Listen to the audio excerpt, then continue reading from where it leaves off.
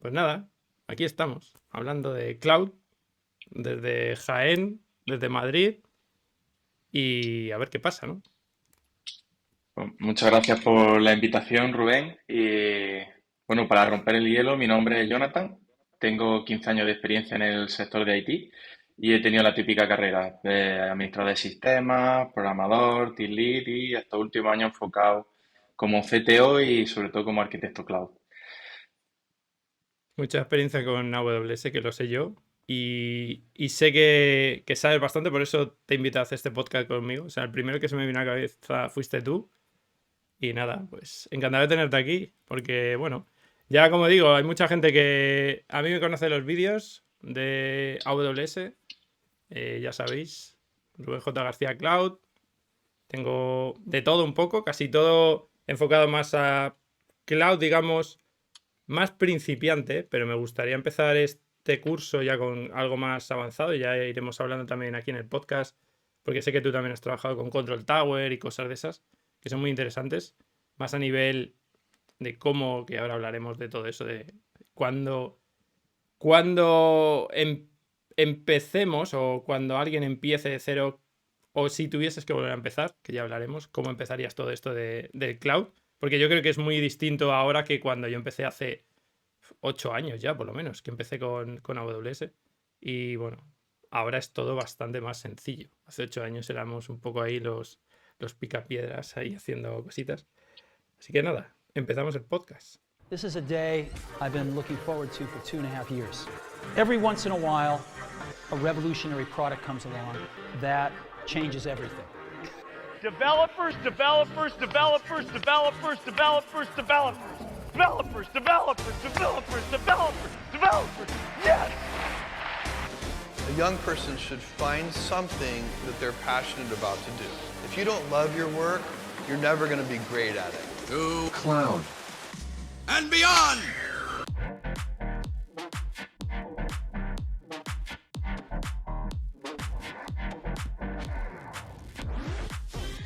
Lo primero, antes de todo, cloud. Hay muchas cloud. Nosotros venimos a hablar de AWS. El que quiera un podcast de Alibaba, o el que quiera un podcast de Azure, pues este no es su sitio. Yo creo que yo por lo menos no tengo experiencia con Azure ni con Google Cloud. Bueno, Google Cloud, un poco de Firebase, pero poco más. No sé si tú No, a mí me nubes has hecho pasa, algo. me pasa exactamente igual. Estoy especializado en AWS y cuando he tocado algo de otra nube es para unificar el single sign-on. Por ejemplo, con Azure, con el single sign-on con la IAM de Azure, de Amazon. Pero bueno, Eso poquito es lo más. típico. Eso es Mm, lo típico. O sea, nadie usa Azure nada más que para poner el Active Directory de su empresa. Es que me encanta cuando tal dicen, no, cual. tenemos el Cloud Azure. ¿Qué tienes? El Active Directory. Y ya está. Sí, todo lo demás AWS. Vale. Sí, sí. Pero, Ese es mi caso.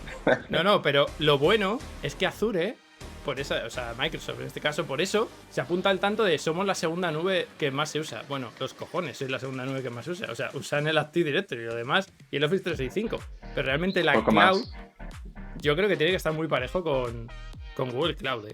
O sea, al final la AWS está claro que tiene un tercio del mercado, pero luego ves las cifras y dices Microsoft. Y te pones a rascar y dices, no, es que sois unos tramposos. O sea, estáis contando las licencias de Office 365, las licencias del Active Directory. Eso no vale como cloud. O sea, ¿quién está usando realmente cargas de trabajo en cloud? Yo he estado en un par de proyectos que tenían cosas en Azure, pero muy poquito. Por lo Quizás menos aquí. más aquellos que tengan algo propietario, Cesar, Microsoft Sí, Core o algo así. eso sí.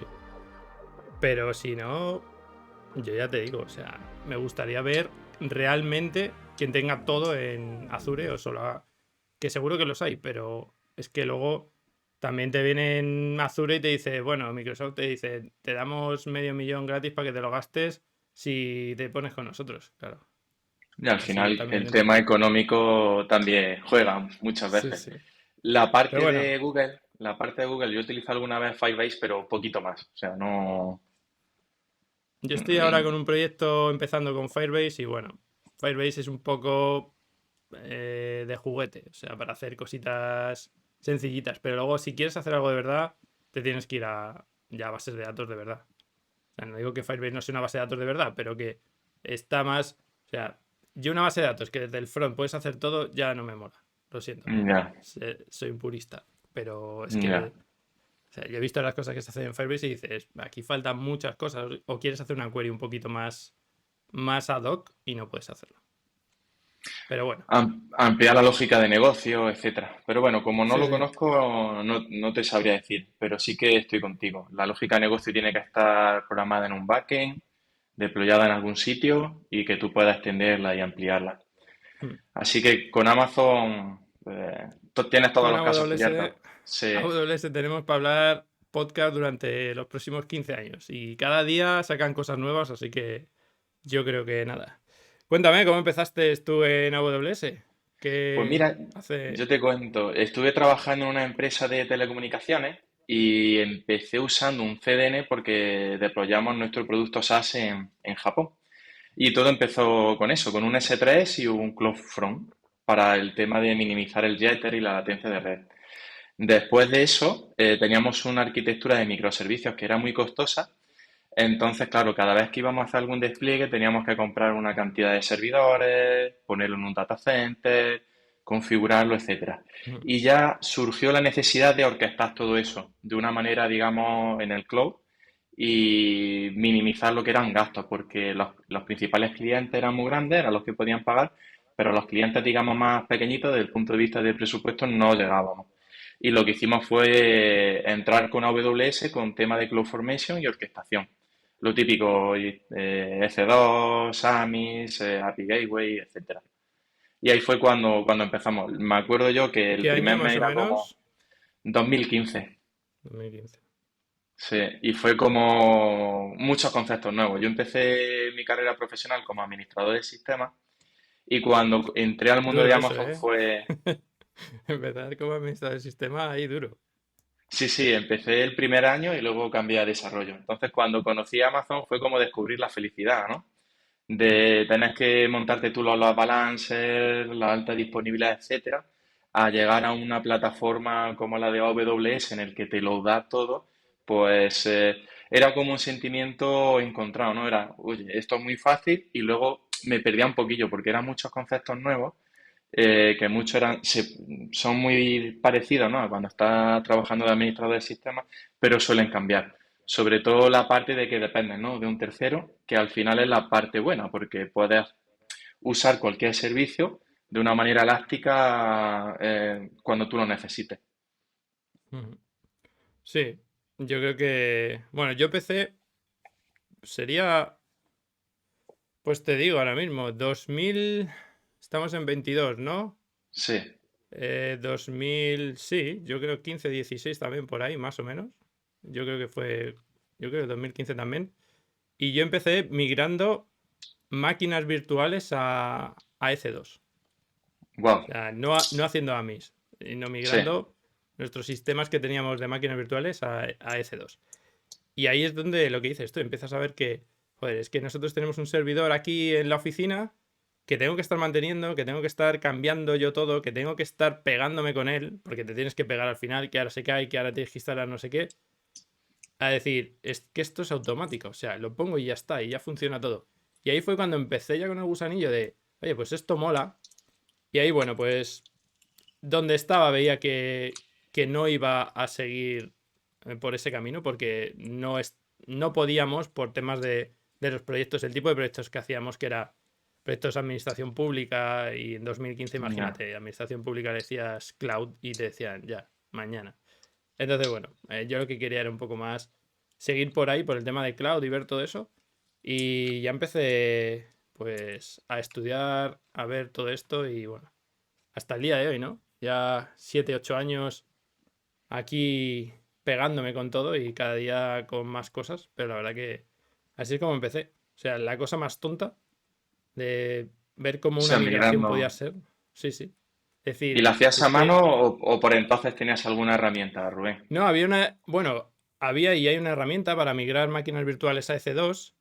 Claro, no estábamos usando las cosas bien, porque yo ya, cuando estábamos migrando las máquinas virtuales, decía, bueno, estamos migrando máquinas virtuales, pero es que esto ya es una máquina virtual en sí, una EC2. O sea, ¿por qué no hacemos una refactorización y ya lo hacemos de otra forma? Yo que sé, usamos usamos Ansible, usamos lo que sea, pero ya te digo que no era, o sea, lo estábamos haciendo para una cosa interna, o sea, no era nada que fuese a escalar y tampoco queríamos perder tiempo ni dinero en eso. Y al final ahí se quedó y dije, bueno, tengo que buscar algo donde sí que pueda aplicar todo esto. Y bueno, ya empecé a hacer muchos más proyectos basados en microservicios, como hablabas tú, basados en otras cosas que ya sí me dejaron investigar y sobre todo empezar a tocar la nube y ver cuanto más aprendía de cloud, más veía el potencial que tenía. Y bueno, ya en 2015, AWS nació en 2003, creo, 2002-2003. O sea, ya llevaba tiempo, pero en España todavía no era tan conocido. Mm. Y ya después de un par de años ya sí que las empresas empezaban a hablar del cloud, no sé qué, entonces ya empezó a haber bastante movimiento y ahí es donde empecé con la carrera ya en serio. Pero yo creo que fue la mejor decisión porque ahora mismo cualquier persona que empiece a programar o que empiece a hacer algo de sistemas, yo siempre le digo, tienes que saber de cloud. Porque todo va al cloud. Al final ya las empresas están quitando los data centers. O están haciendo infraestructuras híbridas, que es otra de las cosas que hablaremos en otro de los capítulos. Pues, infraestructuras híbridas, cómo hacerlas, cómo mantenerlas, que es bastante complejo. Pero bueno, yo creo que dimos el buen paso Sí. y a todo el que venga que se ponga con cloud, ya sea AWS, en este caso AWS porque es lo que nosotros controlamos, pero en Azure pues será prácticamente igual. Hay muchos puestos también de Azure, empresas grandes, pero bueno.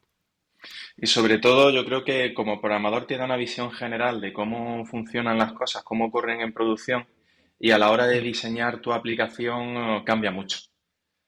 Sí. Son patrones muy buenos que tú aprendes que luego, independientemente de la nube que utilices, te van a venir muy bien, sobre todo desde el punto de vista de economía de software, rendimiento, etcétera, y Lo que operaciones. hablamos de el patrón DevOps, ¿no? O sea, ya Mm, dejamos de ser los picacódigos y empezamos a pensar en, oye, esto alguien lo va a tener que, en tu caso, cuando tú estabas de administrador de sistemas, alguien lo va a tener que poner en producción. tal Vamos a cual. hacerlo de tal forma que no se vuelva loco. Sí. Porque supongo que tendrás batallas de administrador de sistemas de gente, no, si a mí me funciona, es tu problema. Sí, bueno, en local funciona, ¿no? Es la típica frase Sí, sí. que dicen todos. Y Esa es luego, nuestra bueno, frase. sí, yo empecé, pues, los despliegues antes, FTP, clones, era cosas así por el estilo y los load balancers, fallaba una máquina, tenías que alquilar otra, montarlo todo desde cero o tener un script para provisionarla. Digamos que era todo muy rudimentario y sobre todo la tolerancia a fallos, que era el mayor inconveniente que le veía. Sí, porque aquí, bueno, la gente que no conozca AWS o que no esté tan metida en AWS no lo conoce. Tú y yo conocemos muy bien lo que es el Well Architected Framework, que es lo que dice AWS con los 5 pilares, ahora 6, con el de sostenibilidad que han metido últimamente. Eh, los 6 pilares básicos de cómo tienen que hacerse las cosas en la nube. Y uno de ellos es justamente eso, la tolerancia a fallos. De necesito que mi aplicación, si se cae, una de dos. O se recupere sola, que eso es tolerancia a fallos, o la otra pata que es la alta disponibilidad de si se cae tiene que haber otro sitio donde pueda replicarse. Y eso antes no lo había.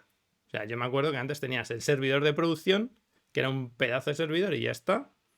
Tú subías ahí, en mi caso eran EARs, porque era en Java, subíamos los EARs allí y rezabas a la Virgen porque eso no se cayese nunca. Porque si se Tal cual, caía, ya está. Como mucho, había veces que tenías un clúster y decías, tengo 2 servidores y era, bueno, porque ya era un proyecto de pasta. Pero si no, estabas vendido y tenías equipo de sistemas que estaban monitorizando 24/7 y cosas así. Pero esto de que se caiga algo y automáticamente se levante como puedes hacer en cloud, era ciencia sí. ficción.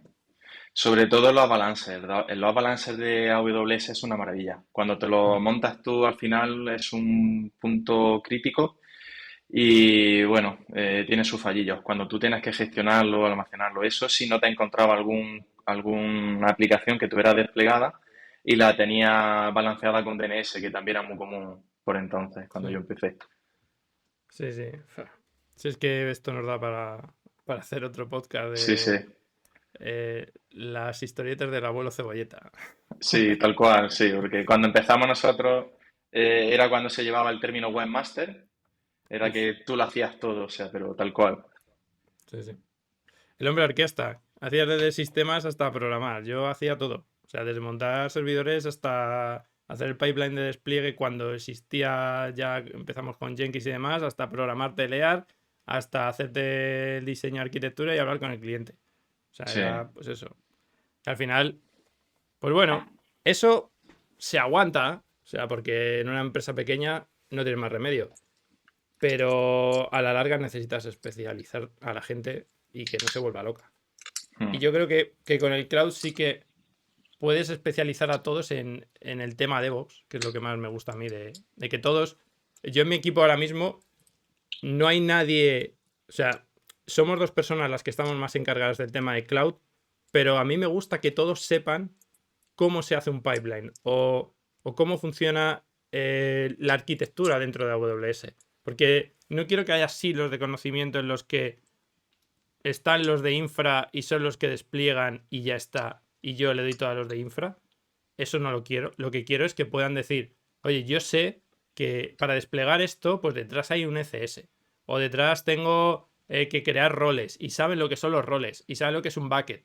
O sea, no que sea todo magia y el tío de infra es el mago del cloud y ya está. Eso tampoco me gusta. Evidentemente, tiene que haber alguien que esté responsabilizado del cloud. Pero que la gente de desarrollo también sepa de eso, le da una visión de cuando le dices algo, saben por qué se lo dices. O sea, si yo digo, es que esto no puede ser así porque le estás dando muchos permisos.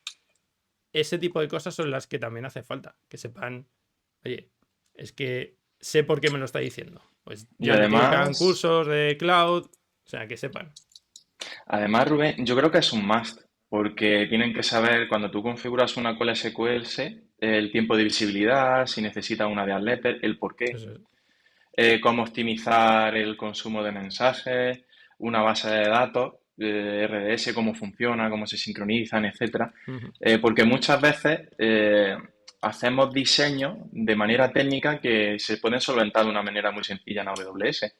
Y como programador tú eso no lo sabes si no conoces la nube. A lo mejor puedes meter algún patrón o alguna práctica que no merece la pena. Quizás merece más la pena centrarte más en la parte de negocio y solventarlo en la capa de infra con AWS. Y es muy importante el tema del ownership, ¿no? Dentro de cada equipo. Tienen que tener la accountability y el ownership para poder ejecutar todo el proceso, ¿no? Desde el desarrollo, los tests y la puesta en producción y la monitorización. Sí. Que todo el mundo sepa no significa que se tenga que encargar de ellos. O sea, No, tal cual. eso está claro. Pero sí que, sí que me gusta que se sepa eh, por qué haces lo que haces. Otra cosa es que no tengas que hacerlo tú. Pero con lo que dices tú, o sea, saber por qué una cola SQS tiene que tener una del letter queue. O, o por qué mi aplicación tiene que responder en 5 segundos en vez de. O gestionar ese mensaje en 5 segundos. Y si lo gestiono en más de 5 segundos, tengo que saber qué es lo que pasa en esa cola. Eso sí que lo tienen que saber. Lo que no tienen que saber a lo mejor es cómo hago esto o qué alertas tengo. Vale, hasta ahí lo puedo llegar a entender. Pero sí que tienen que saber los básicos. O sea, no hace falta que sepas exactamente cómo funciona el SQS por debajo, en cuántas AZs está desplegado, cómo hace el tema Ya. del cache y todo eso. Pero sí que tienes que saber, oye, es que el SQS, si no es FIFO, te puede llegar mensajes duplicados. Lo tienes que tener en cuenta. Si no sabes eso, tu aplicación no va a funcionar. Y cuando te digo mensaje duplicado, ¿qué pasa? Entonces, sí que... Y que te eh, puedes llegar más de una vez, ¿no, Rubén? También tienes que estar claro, eso preparado es. para procesar dos veces el mismo mensaje. Y una parte también muy, muy crítica para mí es el tema de disco, ¿no? De no tocar disco, porque sí que me he encontrado mucho de desarrollo, el típico desarrollo que voy a subir una imagen, cojo, la subo a una instancia F2, mi programación la redimensiona, hace lo que tenga que hacer y luego la sube al S3, ¿sabes? Sí que en ese paradigma, sí, cuando yo me he encontrado algún desarrollo hecho de esa manera y lo he cambiado con el equipo, sí que hemos ganado mucho rendimiento Mm. y nos hemos beneficiado también realmente de una parte muy potente que tiene AWS, Sí, todo lo como que sería sea S3. Sí, S3 y servicios eventos. serverless. que ya hablaremos de serverless más en detalle, porque bueno, serverless, ahora mismo yo creo que en AWS prácticamente todo es serverless. O sea, menos EC2, todo lo demás yo creo que... Es que hasta MR. Yo me acuerdo, hace 2 años estaba yo en un proyecto usando MR y MR tenías que poner los nodos, no sé qué, era bastante... Ahora hay MR serverless, que lo vi el otro día, digo, MR serverless. O sea, Sí, yo creo tal cual. que va hacia todo el serverless y me parece bien. Lo que pasa que cuando es tan serverless, al final pierdes la perspectiva de qué es lo que hay por debajo. Pero bueno, yo creo que si sabes cómo usarlo bien, aunque sea serverless, te da un poco igual lo que haya por debajo, me refiero. Pero también está bien que investigues lo que no es serverless. O sea, está muy bien que sepas que las lambdas se ejecutan sin código, bueno, son serverless, que no hay servidores. No es que no haya servidores, es que esto de Sí, serverless, esto lo explico cuando doy los cursos de AWS, lo explico. Digo, serverless no significa que no haya servidores, significa que tú no eres responsable del servidor. Eso Siempre va a es. haber un servidor. Eso Eso es. es lo que me dice todo el mundo. Pero si no hay servidor, ¿cómo funciona? Digo, no. Serverless significa que tú no te ocupas de él. Hay servidor, evidentemente. Eso es. Entonces, todo lo de la concurrencia de lambdas y todo eso, hay que saber cómo funciona también para... Bueno, he visto muchas cosas raras por no tener en cuenta la concurrencia, etcétera. Pero sí que son temas que al principio, si tú no sabes de eso, no pasa nada porque vas a tener a alguien que te enseñe, evidentemente. Pero yo creo que ya cuando llegas a un nivel más, lo que se llama un mid developer, alguien que ya tiene 2 años, 3 años de desarrollo, ya esos temas tienen que empezar a pensarlos. No solo pensar en hacer el código, porque yo cuando veo a un junior no le voy a pedir que piense en arquitecturas, o no le voy a pedir que piense en concurrencias y cosas de eso. Pero ya alguien que lleva 2, 3 años está en la nube, tiene que saberlo, porque si no su trabajo no se va a hacer bien. Tal Y cual. yo creo que es otro tema que podremos tratar en otro podcast de cómo hacemos que nuestros equipos den todo lo que tienen que dar de sí o puedan alcanzar, y cómo se trata un junior, cómo se trata un mid y cómo se trata un senior y cómo se le motiva sobre todo, porque al final a un junior es muy fácil motivarle, Ya. pero claro, cuanto más tiempo lleva, al final el ego del programador de yo lo sé todo, que nos ha pasado a todos, me incluyo, ya no, hace mucho que me di, A todos, sí, a mí también. Sí. me di cuenta de que no sé tanto como creía, y eso está bien, pero al final todo eso, cuando lo llevas al cloud, es decir, bueno, tú estás haciendo todo muy bien en local, cuando lo subes al cloud la mitad de las cosas no te va a funcionar porque dices tú, estoy grabando en disco, es que no hay disco, o es que una lambda el disco que tiene es efímero, o sea, no puedes Tal cual. guardar cosas en disco. Amazon AWS tiene una cosa muy buena, yo lo suelo comparar como capas, tiene capas. Entonces, dependiendo de la solución que tú quieras diseñar, te pone una capa extrema de que tú puedes customizar todo con F2, como tú has comentado, o podemos ir en entorno Lambda, con una layer por defecto, etcétera. Pero la versatilidad que tiene AWS muchas veces va en contra, porque si estás utilizando algún servicio o quieres hacer alguna solución y no sabes cómo hacerlo, pues bueno, estás utilizando, digamos, como un martillo para solventar un problema que se solventaría ya de una manera diferente o con otra herramienta dentro de Sí. AWS. Pero bueno, al Típico final, de cuando tienes un martillo solo ves clavos, ¿no? tal Pues cual, hay sí, gente, sí, hay sí, gente que aprende a usar lambdas y todos son lambdas. Y hay veces que dices, tal cual, es que esto no hace falta una lambda. O eso sea, es. usa otra cosa, pero sí, eso es muy típico. Y a todos nos ha pasado de decir, me lo llevo todo a lambdas. Y yo más de una vez lo he pensado, pues si me lo llevo todo a lambdas voy a ahorrar mucho dinero. Claro, luego dices, no, es que tengo una RDS detrás. Ya hay que abrir conexiones. Ya tienes que tener en cuenta estados. Ya no vale una lambda. Sí, depende mucho de tu caso, la arquitectura. Yo empecé con Lambda porque tenía por lo típico, un proceso síncrono que hacía una sincronización con un proveedor de datos y tenía que sincronizar, no sé si eran ciento y pico empresas a la vez, y el proceso tardaba 30 minutos. Y lo que hice fue, creé una lambda y luego esa lambda lo que hacía, invocaba a otras lambdas, ¿no? Entonces, hacía, digamos, una subinvocación para cada empresa y conseguía sincronizarlo todo en 1 minuto y medio. O sea, bajé de media hora a 1 hora, que duraba un proceso, a 1 minuto y medio o 2 minutos, porque se hacía todo en paralelo. Pero claro, la No había arquitectura Step era... Function por entonces. O no las mm, conocías, al menos. Bueno, por entonces no conocía este Fastion, te tengo que ser Sí. transparente, ¿sabes? Y luego era un proceso de una plataforma legacy, ¿sabes?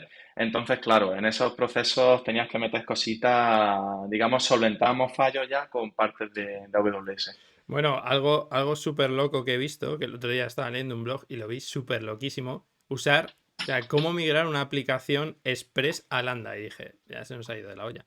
O sea, Ya, una aplicación Express, bueno, para quien no sepa, una aplicación Express de Node.js es un servidor que sirve HTTP o HTTPS, respuestas GET, por lo que sea. Vale, migrarlo a Lambda no le veo el sentido. O sea, realmente, bueno, yo creo que para hacer un caso de uso de... ¿Se puede migrar? Sí, porque tenías que meter por debajo una imagen específica de Docker que te hacía no sé qué historias. Bueno, era un poco hacky, que al final dices, pero ¿realmente esto te va a valer de algo? Aparte de lo vamos a hacer por decir que lo hemos hecho, porque muchas veces dices, no, voy a hacer esto porque se te pone ahí mismo y dices, no, es que esto lo hago yo así y ya está. Pero realmente lo piensas y dices, pero ¿para qué vas a meter Lambda con Express? Mételo en un ECS o en un EC2 o lo que sea, pero es que no tiene ningún sentido. Pero sí, lo vi y dije, ole, pues han migrado un Express aquí directamente. Y en aquí. Next.js, que es otro framework, he visto si lo quieres usar con Lambda. Y ya era en plan, vamos a ver. Se nos ha ido esto totalmente de madre.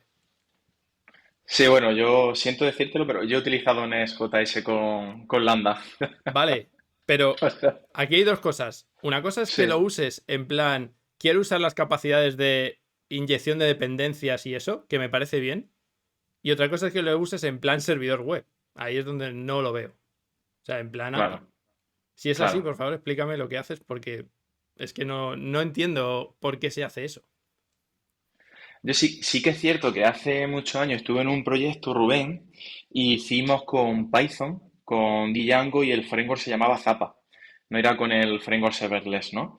Y hicimos un proyecto que recolectaba datos, eran los países overseas, en total creo que eran 34 países. Y en vez de orquestar lo que era una infra por cada sitio, lo hicimos con serverless y serverless nos permitía, nada, era muy sencillito, era un típico endpoint en que cada, digamos, eh, era como una franquicia, ¿no? Entonces cada país subía sus datos, una vez al día o tres Ujú. veces al día, y luego se fusionaban en una plataforma central para lo típico, ¿no? Para que desde la central pudiera haber un resumen, ¿no? De datos, era como un monitor de ventas. Y ahí lo que hicimos, sí lo hicimos así porque con serverless podíamos gestionar el despliegue en todas las zonas de Amazon. Y luego podíamos decirle, oye, utiliza tal versión de tal despliegue en cada país. Pero solo lo hicimos por eso, porque nos dio esa ventaja. Un fallo una vez en un proyecto que sí que vi fue, hicimos el despliegue en Lambda y no tuvimos en cuenta el API Gateway.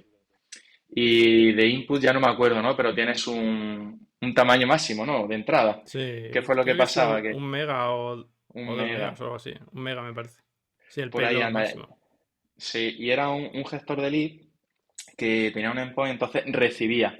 ¿Qué es lo que pasaba? Que cuando recibía un HTML, había HTMLs que tenían un tamaño mayor de 3 megas. Entonces al final, nada, lo quitamos de ahí y lo deployamos en lo típico FS con una imagen Docker. Se me está ocurriendo un buen episodio que podemos hacer de nuestras mayores cagadas en AWS. Sí, Y, eso estaría bien. y ya hay algunas memorables, por lo menos por mi parte. Sí, y por la mía Em, también. ¿Qué proyecto fue el primero que hiciste de AWS en totalmente en Lambda o totalmente serverless? O... A ver, déjame que piense un poquito. Creo que lo primero que empecé a hacer sobre serverless fueron redimensionamiento, bueno, trabajar con objetos. O sea, subías objetos en S3, generaba un evento que escuchaba desde S3 y ahí ya hacía ciertas acciones, o bien copia de datos, integración con otros sistemas, redimensionamiento, el típico redimensionamiento de una imagen o cosas así por el estilo. Eso fue lo primero que empecé con S3. Y casi que me apuro que lo primero que hice en S3, perdóname, en Lambda, fue el parar los entornos de pre, los entornos de staging. Típico. Sí, porque claro, empiezas con Amazon y vas viendo la factura que va creciendo, ¿no? y dice, oye, ¿esto cómo se me ocurre solventarlo? Y nada, pues una lambda con programadita por la noche, por la mañana, que tire el entorno y lo levante. Yo creo que eso fue lo primero que Yo hice. creo que eso lo hemos hecho todos, ¿eh? Lo de parar los entornos de desarrollo. O sea, es que aquí hay una cosa y yo, bueno, ya sabes que yo soy AWS Instructor, o ¿cómo se llama? Ujú. Authorized Instructor, es decir, yo doy cursos de AWS y AWS me manda a empresas a dar cursos y yo doy cursos y cuando llegamos a la parte de los pilares que estábamos hablando, no sé qué, hablamos de la parte del coste y muchas veces se lo digo a mis alumnos, les digo, es que, digo, no sabéis lo que significa parar las cosas cuando no se están usando. O sea, no os dais cuenta, el otro día hacíamos el cálculo, digo, si tú paras, o sea, si tú trabajas 24/7 vas a tener un 100% de coste. Vale, todos estamos de acuerdo. Si tú paras los fines de semana y solo trabajas o solo dejas las máquinas arrancadas durante 12 horas, de lunes a viernes, el coste se te reduce a un 30%. O sea, es que es brutal lo que baja Sí, tu factura solo apagando. O sea, le pones de 8 a 8 y los fines de semana lo paras. Eso te reduce el coste un 70% de tu factura en EC2. O sea, en EC2, en ECS o en lo que sea, da igual. Pero no, la gente no se da cuenta o te das cuenta cuando ya empieza a ser preocupante que AWS te va a cobrar por lo que usas. Pues si no lo estás usando, deja de usarlo. O sea, deja de deja de usarlo. gastar. Claro, o sea, si por las noches no hay nadie trabajando, páralo. Yo recuerdo cuando estaba en un proyecto, los MRs famosos estos que hablaba, algunas veces a algunas personas se le quedaba un EMR todo un fin de semana arrancado. Un MR con Buah. 12 nodos, R5X Large, que costaba a la hora $1, porque tenía no sé cuántos nodos, se te queda un fin de semana arrancado. Esos son 300 o $500 solo Madre mía. porque se te ha olvidado apagar un... Claro, como no lo pagas tú, pero a mí lo que me gusta es cuando llega un equipo también, decirle, oye, esto es lo que nos está costando lo que estamos haciendo. O sea, lo que estás haciendo tú cuesta tanto. Para que también sean conscientes del coste que tenemos, de lo que nos estamos gastando y de cómo, haciendo las cosas bien, el coste baja. Y es algo que estoy implementando en mi empresa de, oye, revisando la arquitectura, oye, muchas cosas que aquí no cuadran. Estamos gastando más de lo que debemos. Y en AWS es muy fácil bajar la factura, si sabes cómo. El problema es que hay mucha gente que se pone a usar AWS, empieza directamente a poner todo on demand, a usar servicios sobredimensionados y el coste al final va sumando poquito a poquito y oye, que solo pagando fines de semana y por las noches es un 70% menos de coste. Pues hay que tenerlo Sí, en cuenta. Ese tipo de cosas son las cosas que hago yo mucho hincapié en los cursos. Y soy muy pesado con el coste y con la seguridad. Son con las dos cosas que le doy la chapa todos los días. Y digo, lo sí. primero es la seguridad y lo segundo es el coste. Es lo más Y ya importante. está. La seguridad es muy importante. Y luego, una cosa que vi hace poco, ¿no? Que se lo vi a un compañero era, levantó una instancia C2 en una zona y la base de datos en otra. Entonces, luego, cuando vino la factura, pues imagínate. Cross region. Sí, O sea, es otra de las cosas que no son conscientes muchas de las personas que empiezan en AWS. ¿Qué me cobra AWS y qué no me cobra? ¿Te va a cobrar el tráfico que subas a AWS? No, te cobra el que tú bajes de AWS. Entonces, si tú tienes que bajar mucho tráfico, tendrás que ver cuál es la mejor forma de hacerlo. O si tienes que mover tráfico entre regiones, te lo va a cobrar. Pues hay que tener cuidado de lo que dices tú. Si lo subo en París la base de datos y lo tengo en Frankfurt la web, ¿qué ahí pasa aquí? estás, Claro, estás está muerto, vendido. amigo. Estás muerto. Sí, sí. Y luego el tema de la imagen, ¿no? Es ese, de la base de datos y tal. La imagen la sube a tu desarrollo, pagas el tráfico de entrada y luego ya la subes a S3, que sí que es gratis, ¿no? Pero bueno, al Mm. final es muy sencillito de lanzar cualquier instancia, lanzar réplicas, etcétera, pero los conceptos tienes que tener claros desde el punto de vista de conexión, luego también de si necesitas rendimiento y necesitas tenerlo todo en una única zona, en fin, ya entra en juego aquí el diseño de la solución. Mm. Bueno, ahí siempre están los Solutions Architect, que son los que tienen que velar porque eso esté bien, pero en Mm, equipos más pequeños no hay un Solutions Architect como tal. Al final todos tienen que hacer un poco esa labor de Solutions Architect y deben de saber por qué se hacen las cosas como se hacen y todos deberían poder opinar si es un equipo pequeño. Ya cuando vas a Claro, empresas más grandes, yo he estado en empresas muy grandes, tú lo sabes, y en empresas muy grandes al final pues tienes el Solutions Architect, el Lead Solution, el Solution Engineer, bueno, tienes 27 sí, capas y al final siempre hay alguien que lo va a ver y lo que lo revisa y... va a revisar. Pero cuando es un equipo pequeño, ahí no hay nadie que esté encima. Y si no hay nadie, el problema de que no haya nadie es que todo el mundo como que no asume eso. Y ese es uno de los grandes problemas de, de no asumir el tema de seguridad, de no asumir el tema de costes, de no asumir lo estamos haciendo lo mejor que se puede. Al final todo el mundo dice, no, es que esto no es mi trabajo. Pues la seguridad es de todos y el coste es de todos en AWS. Y es lo Claro. primero que hay que enseñarle a los equipos. Luego, tema de coste, Rubén, no sé si te ha pasado a ti de tener un CloudFront público y que te linken alguna imagen en algún foro, por no decir aquí nombres, ¿no? Y luego cuando ves lo que es la facturación, ves quién está usando tu imagen. Eso también es muy importante. Eso hay que tener cuidado de ponerle que no se puedan hacer links exteriores, ese Eso tipo de es, cosas. Si eso te meten es. en un foro muy, muy grande, al final, bueno, CloudFront, suerte que ahora han bajado los precios, porque creo que fue Akamai o alguno de estos, el que hizo una rebaja brutal de precios. No era Akamai, era otro. Bueno, no sé. Una de estas de Eh, CDNs que Cloudflare, quizás. Cloudflare, sí, fue Cloudflare, que dijo, vamos a tirar la casa por la ventana y bajó los precios muchísimo. Claro, Cloudfront dijo, oye, que nos comen la tostada. Y ahora ha puesto que el primer terabyte de datos es gratis. El primer Ah, terabyte puede sonar que es mucho, pero si tienes 10.000 visitas y cada visita se baja 5 o 6 megas, ya te estás comiendo ahí tráfico.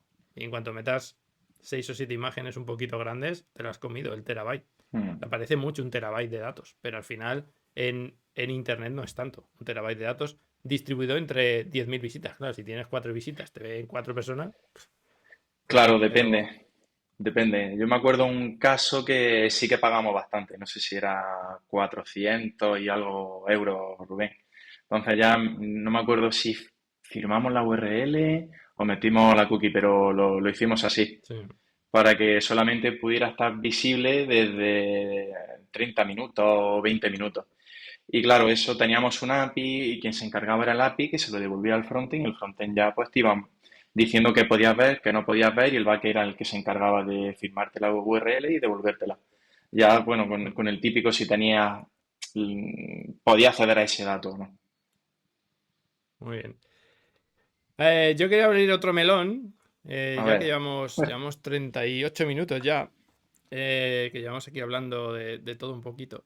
Y bueno, cualquier cosa que queréis que hablemos en siguientes podcasts y demás, la idea es hacerlo cada 2 semanas.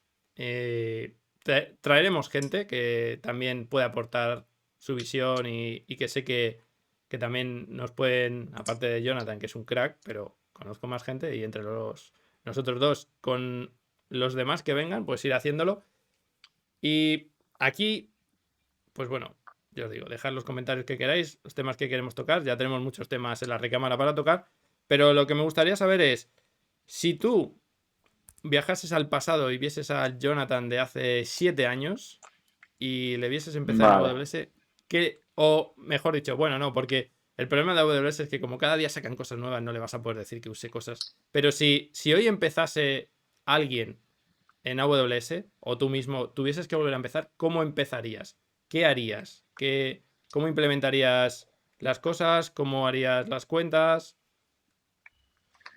Sí, pues quizás lo primero que haría sería estudiar bien al principio, revisármelo todos los conceptos bien, VPC, entenderlo todo bien, bien, bien, porque yo cuando entré, digamos, entré a saco, ¿no? Empecé trabajando y a la vez estudiando, ¿no? Amazon. Empezaría dedicándole un tiempo antes, ¿no? Y haciendo algún curso o alguien que me echara una mano, en fin, lo típico. Lo siguiente que haría sería mirar algún sistema para orquestar la plataforma como código. porque eso de estar ejecutando, haciendo las cosas a mano, luego hoy me acuerdo, mañana no, ¿qué hice aquí? Cambias de proyecto y tal, la verdad que es durete, ¿no? El trabajar con Amazon a mano. Y tirar directamente con Terraform o CDK. Soy más partidario de CDK por el tema del estado en Amazon. Temas de buenas praxis de cuentas, me gusta separar las cuentas, no me gusta tener todos los entornos en una única cuenta. Sí que es cierto que cuando uno empieza al principio, pues bueno, puede ser más fácil todo, desde el punto de vista que lo tienes tú en una consola, pero separar cuentas de entorno de staging, entorno de producción. Y dar visibilidad sobre todo a los compañeros. Crear cuentas, en la cuenta, por ejemplo, de staging, dale acceso para que de lectura para que cualquiera pueda entrar, ver cómo está funcionando, que pueda jugar, ¿no? Que no sea el típico entorno que alguien despliega y tú no puedas ver absolutamente nada. Entonces, digamos, eso sería yo lo que garantizaría. Y luego intentar usar todo el ecosistema de AWS. Creo que sí que es cierto que podemos integrar servicios desde fuera, por ejemplo, con Code Pipeline, etcétera. Si trabajas con el repositorio Git dentro, digamos, al estar todo dentro de la nube es todo más seguro. Tu información no viaja, se integra todo mejor, etcétera. Entonces, quizás yo serían mis primeros consejitos, ¿no, Rubén? No sé cómo lo verás. ¿Cuáles serían los tuyos? A ver, yo aquí lo que cuento en todos mis cursos y lo que intento hacer cuando monto proyectos de cero, porque yo, aparte de trabajar en mi empresa, también hago proyectos freelance y en muchos proyectos freelance lo que me dicen es, vamos a empezar un proyecto en AWS, queremos que nos ayudes a empezar este proyecto. Yo lo primero que les digo es, crearos una cuenta de AWS. Cuando tengáis esa cuenta de AWS, lo primero es meter Control Tower con la landing zone predefinida, y ya está. Una vez que tienes ese Control Tower, esa cuenta nueva que has creado, ya es tu cuenta, digamos, de gestión, donde vas a gestionar usuarios, permisos, creación de otras cuentas, porque lo que dices tú, los entornos separados, perfecto. Pero, ¿cómo los creas? Creas cuentas aparte y luego las linkas con organizations o tal. Con Control Tower, todo eso te lo hace automáticamente. Ujú. Y además te pone los guardrails de un montón de cosas de seguridad. Sí, Te con, pone con CloudTrail Crontrail te lo activo. integra, Sí. sí. Te pone CloudTrail, te pone config rules en todas las organizaciones. Puedes poner tus propias config rules. Luego tienes el tema del billing, te lo pone todo en el mismo sitio. Tienes una cuenta de logs donde todos los logs van a esa cuenta y nadie puede acceder a ella, no sé qué tú le des permisos. Lo bueno que tiene todo esto es que si quieres crear una cuenta nueva, tienes un botón de crear nueva cuenta, le pones un email y se te crea la cuenta y solo le tienes que decir en qué OU lo quieres meter. Porque quieres meter la OU de desarrollo o marketing o ventas. Y ya lo tienes todo.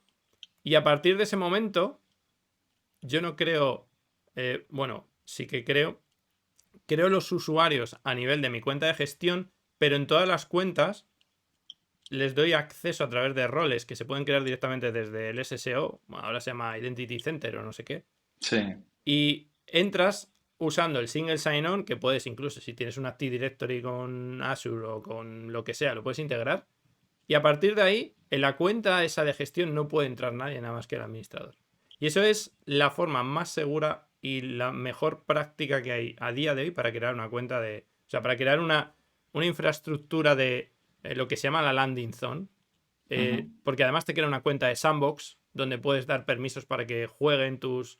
Puedes meter SCPs para decir, oye, te voy a dar en esta cuenta de sandbox total libertad, pero no vais a poder levantar una P4 para que me Ah, sí. cobre aquí $3 por hora. O sea, puedes poner distintas SCPs, puedes crear tus permission boundaries a nivel de tu organización superior. O sea que es la base de todo.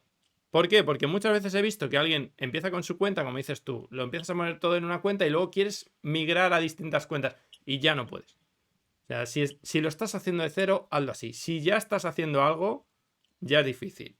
Y luego, a nivel de comunicaciones, que esto es algo que bueno, yo no vengo de redes, no me gusta el tema de redes, no es que no me guste, es que me aburre muchísimo, pero hay una forma muy, muy sencilla de ahorrar mucho dinero, y esto lo he visto gracias a los cursos que doy, usando los Transit Gateways. haciendo que una cuenta sea la de networking, y si tienes VPC privados, que todos vayan a través del Transit Gateway a esa VPC privada, en el que pones tu NAT Gateway, en vez de tener, si tienes 27 cuentas y tienes privadas, vas a tener 27 NAT Gateways. A $35 por NAT Gateway empieza a sumar. Pues si tienes una única cuenta donde va todo el NAT Gateway, vas a tener mucho más tráfico, evidentemente, pero te vas a ahorrar esos 35 por 27. Y además, los NAT Gateways son autoescalables, no tienes que hacerlo tú. Y luego los VPCs, pues si tienes 27 cuentas y pones VPCs en las 27 cuentas, pues es bastante, bastante caro. Entonces, es una forma de hacerlo que es lo que quiero implementar en la empresa en la que estoy ahora para ahorrar también en todo ese, porque hay un montón de sitios donde tenemos VPC Link, tenemos NAT Gateways y demás. Claro, eso cuesta dinero, pero hay que tenerlo, porque si tú quieres ir a redes privadas, tienes que hacerlo así, no hay otra forma.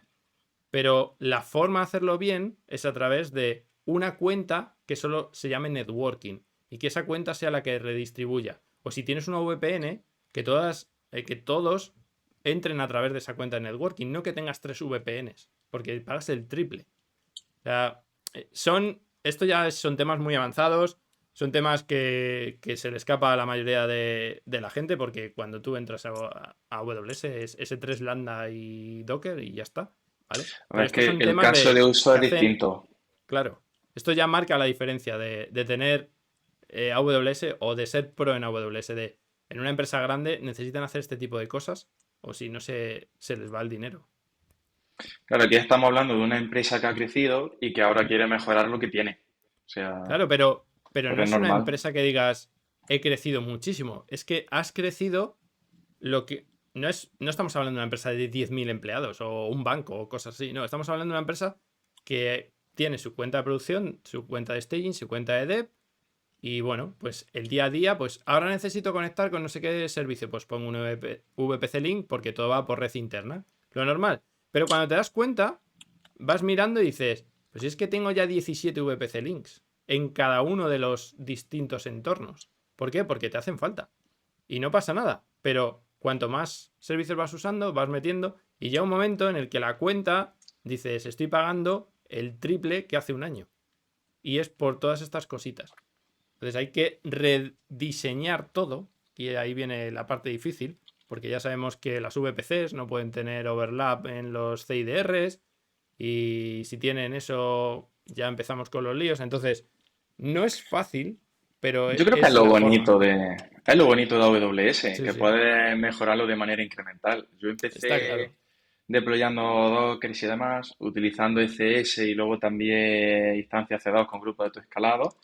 Y ya de últimas lo migré a Kubernetes todo y me ahorraba la mitad, ¿sabes? Porque al final me beneficiaba pues de la elasticidad, ¿no? de EKS que me proporcionaba. Entonces, claro, tú empiezas de una manera, luego tienes que ir entendiendo lo que tienes y mejorándolo poquillo a poco. ¿EKS con Fargate o...? No, con instancias C2. Hablaremos de Fargate y... Yo de EKS me tienes que enseñar, porque no lo he usado. O sea, ya sabes que yo Kubernetes no lo he usado y como siempre he Vale. estado en AWS, lo tengo con ECS cubierto todo lo que me da EKS, pero yo entiendo que es una herramienta y una tecnología que se usa mucho, pero ahí, pues... Sí, ese eso nos da para día hablar estaré otro de día. oyente Sí. aquí, sí. Estaré de oyente No, no te porque creas. yo sé que tú has hecho muchas cosas en Kubernetes y yo no he hecho nada. En nada. Y las cosillas más chiquitillas en Fargate, que también va muy bien. Fargate para hacer tareas grandes, que mucha gente se empeña en usarlas en Lambda y muchas veces es mejor ponerlas en Fargate.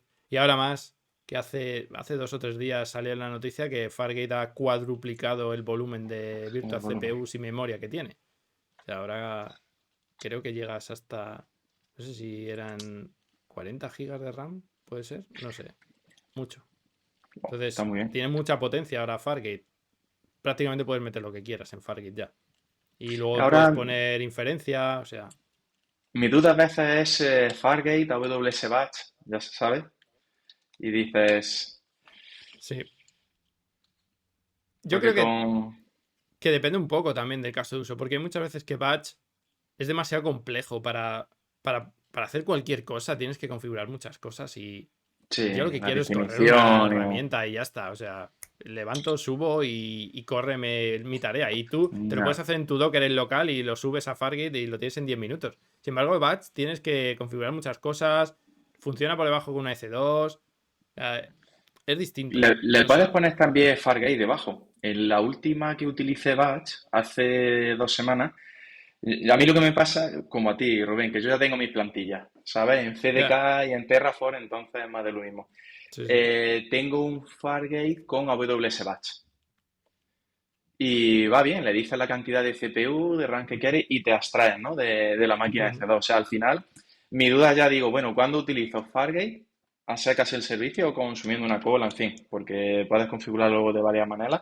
¿Y cuándo utilizo Batch, no? Porque ya muchas veces entro ahí y digo, escucha, tengo que llamar a Rubén y que me eche una mano a ver cómo diseño esto, porque me surge esta duda a veces. ¿Sabes lo que me pasa a mí?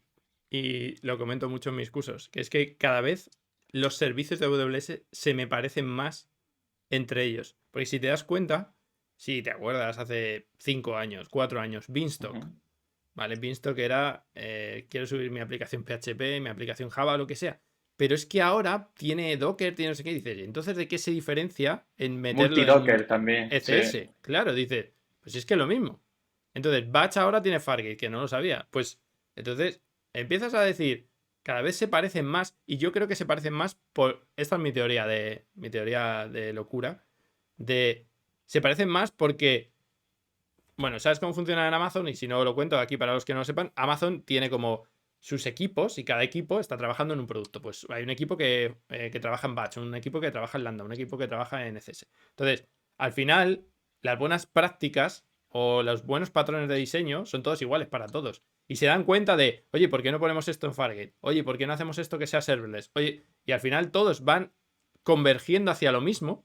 O sea, Beanstalk, a alguien se le ocurre decirle, oye, ¿por qué no en vez de dar PHP, Java y... no me acuerdo al principio cuáles eran. Había 3 o 4 runtimes. ¿Vale? ¿Por qué no dar solo esto? Dejamos que cada uno ponga su Docker y dices, vale, perfecto. Pues es que es una buena práctica, pero al final dices, joder, pues si tengo ECS, ¿para qué voy a usar entonces Beanstalk?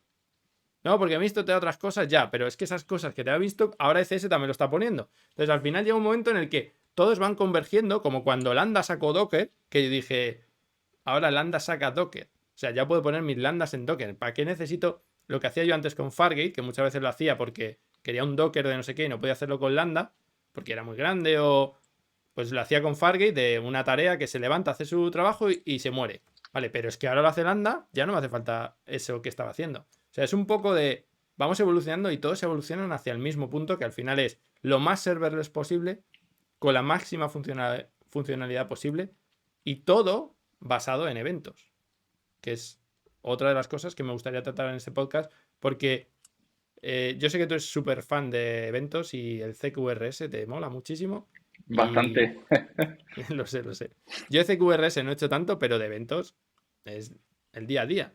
Y yo creo que todos los servicios, cuanto más basados en eventos y más serverless sean, más fáciles son de desarrollar y de mantener, sobre todo. Y en AWS tienes todos los servicios que ya se pueden hacer o ya están empezando a poderse hacer. Hace poco salió que S3 ya empezó a publicar los eventos en EventBridge. Era algo que yo no entendía hasta hace, no sé, 6 meses. Decías, ¿por qué no puedo tener un evento de cuando alguien me ha subido un bucket? Que solo puedo poner con un SQS, una lambda y una, no sé qué, una step function, no sé. Solo podías hacer 3 cosas con él. No, era SNS, SQS o una lambda. Dices, y si yo lo quiero poner una step function, no puedo porque no hay un evento. ¿Y cómo lo hacías? Pues ponías una lambda que llamaba a tu step function. Dice, ¿y no podrá ser más fácil que me mandéis un evento a EventBridge? Pues a alguien en el roadmap lo pondría ahí y ya está hecho. Y ahora dices, pues es que ya no me hace falta tener... está muy bien que tenga integración directa con Lambda, pero es que EventBridge tiene integración directa con Lambda, con SNS, con SQS, con Step Function, con Batch, con todo. Entonces, ahora ya, si tuvieses que volver a hacer lo que hiciste al principio, en vez de usar la Lambda de la Step Function, te vas a EventBridge. Entonces, eso es lo que me gusta de AWS, que están todo el día innovando. O sea, yo tengo lo de las RSS, no sé si lo tienes tú, el RSS Feed de News. Que el RSS no lo Feed tengo. de News Pues yo lo tengo y todos los días te llegan cosas nuevas de AWS y es imposible seguir el ritmo. O sea, ahora SageMaker hace no sé qué y Stephantion tiene no sé qué. El otro día actualizaron SWF. ¿Tú te acuerdas lo que era eso? Simple Workflow, sí. Pues lo actualizaron, que yo dije, pero ¿hay alguien que use esto? Pues actualizaron no sé qué historia de SWF.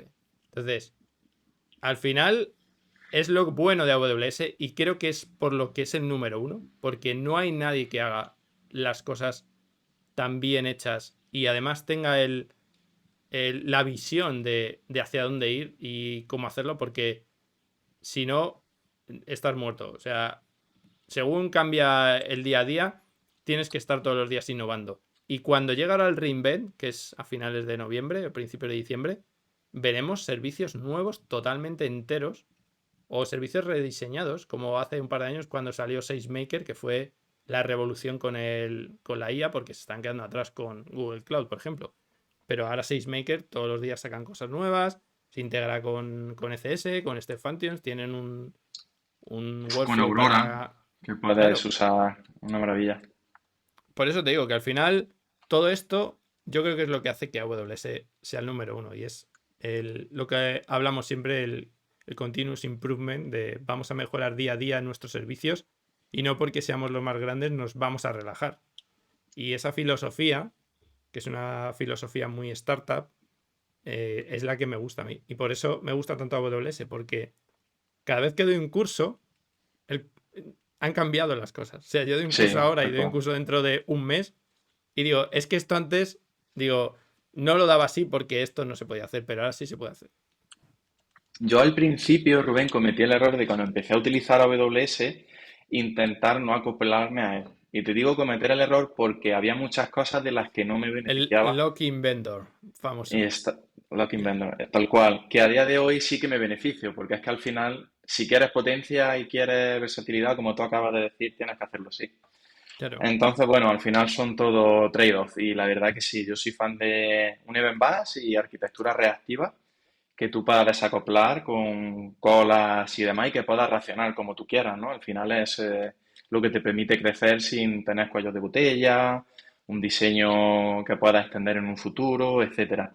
Y muchas partes lo que tú dices a mí me pasa exactamente igual. Hay veces que entro, por ejemplo, el otro día cuando entré a lo de la IAM para hacerlo, vi la sección nueva que te tenías que ir para lo de Identity Manager, ¿no? Ya no me acuerdo cómo era. Sí. Vi una sección Identity nueva y digo, Center, sí. Identity Center. Y la vi hace eso, 2 o 3 semanas. Y voy viendo, entro en un servicio y digo, escucha, esto lo han cambiado. O ve el típico mensajillo de, hemos cambiado la consola, ¿quieres mantenerla tal?